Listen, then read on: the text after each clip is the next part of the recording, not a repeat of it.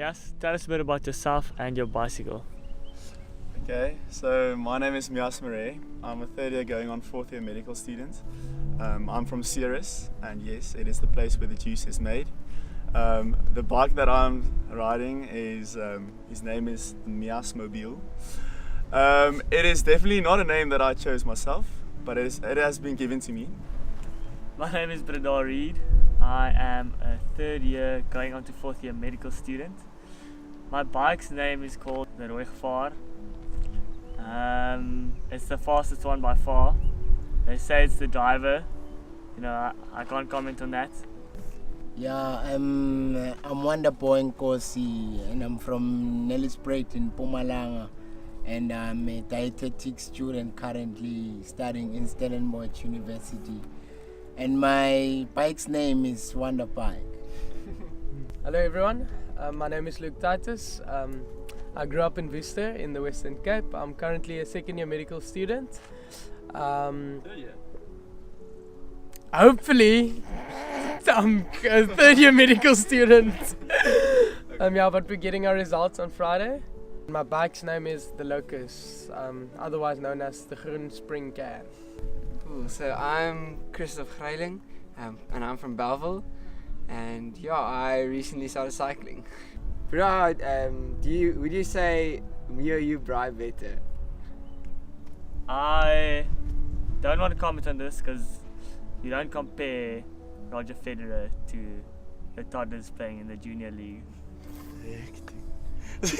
So it's not a fair comparison, but I see what you wanted to do there. After every 20 kilometers, I think I drink a 300 ml Coke, which is very good for you actually at this stage. So it's just, I can drink a Coke whenever I want. We're cycling so far, so like we woke up this morning at 3, I decided I want to have a Coke, so I drank a Coke, and no one was like, Luke, what the hell? Luke, tell us a bit about your history in high jumping. In high jumping? Yeah, where did you develop those skills? Actually, guys, in grade 6, I did my first high jump thing. It was just in like the color athletics, the inter-schools athletics, and I couldn't jump 1.1. I was quite fat, still fat, but like I was like very chubby, but like very chubby. I think. You like Coke? Yeah. And then today, I actually like scissored over like a fence that was probably like 1.2 maybe. Tell us, Luke, was there a toilet behind the jumping mat when you jumped 1.1 the first time? There was no toilet, no. And today? There was also no toilet, no. Surely a Coke though. Wonderboy, do you know any Afrikaans words? What about also no braai? Yeah, like you must just come so that we can bribe. Yes. Yeah. Christoph, what is your role in the team? So for this cycling tour, I kind of took the forward the training and the preparation a bit. So we got up every morning early for spinning, and I went to consult a few guys who knew something about cycling because I don't know that much. And yeah, they said spinning's good, and we went for a few cycles, and yeah, I just made sure the guys are fit and ready for 1,000 Ks. I don't know if there's so much physical preparation in it, but a lot of mental preparation as well. Mias, what do you enjoy to do after a long day of studying? I usually go for a run. So you're not a cyclist? No, I'm definitely not a cyclist. When did you start cycling seriously?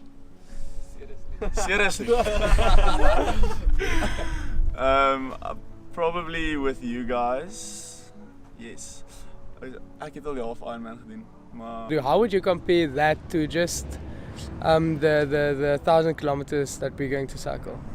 okay, so obviously the distance is different. So with the half Ironman, the cycling distance was 90 Ks, and this one is 1,000. We were cycling with a road bike. This one is a mountain bike, and I think this one is way better because it's in a team environment. So we have that motivation of each other. Brother, what comes in your mind when you hear the word hippocampus fun? The word hippocampus refers to a part of the limbic system of the brain that has to do with emotion, learning, and forming new memories. That's like a very long description, but we want to change the way that people do learning on our campus. We want to influence education, but we also want to improve emotion. We want to improve the mental health on our campus by decreasing financial stress, and in the end we want to change the memories that are formed by students on our campus, and change the whole scenario of university or tertiary education in South Africa. It also means Hippocampus as part of a campus, which is our residence, from which this fund has been born. But we decided that the fund would not stay in Hippocampus because we knew that the need was for our whole campus. So we decided that it would be by Hippo for campus, and we're hoping that the name Hippocampus would become a sign of hope or a symbol of hope in our community at Tygerberg. We had the privilege of driving with my uncle just before we got to Springbok for like 6 kilometers, and I think 29 kilometers before Springbok I got very tired. I had started to drink a lot of water, neglect the hydrate and all the sugars and everything, and then I got very weak, and as soon as I got to my uncle I realized this guy cycling with his hands. We were going at 2 kilometers per hour, I think, on like a hill, and then I just started motivating him, and that in a way motivated me as well. So yeah, it was a very special moment cycling with my Uncle Strauss. Yeah. Wonderboy, when did you start riding a bike for the first time? I started 1 month ago. Is it? If 2 months ago. I'm not sure. I think I started 2 months ago. Wonderboy, if you couldn't cycle, what made you decide to join a team that's going to cycle 902 kilometers? Because I saw the ambition that the team has towards change, and I also wanted to see change, and I've been waiting for a change for a very long time, so that made me and motivated me to join such a team. How did it feel to write your last exam, and then also knowing that you'll be joining this team for a 900 kilometer cycle in less than a day's time? Yo, wow, I couldn't sit still in that test. I was, but it was a difficult test, I have to admit. But I was just jittery to get off of the team. I'd looked forward to this cycle for so long. We worked so hard for it, and yeah, I really wanted to prove to people like how serious we are about this, and how serious we are about raising money for our peers. And if it takes for someone to cycle 1,000 kilometers, for someone else to realize that they're serious about it, then yeah, so be it. Brada, who are you doing this for? We're doing this for people who study with us that are in bursaries, who have a financial need.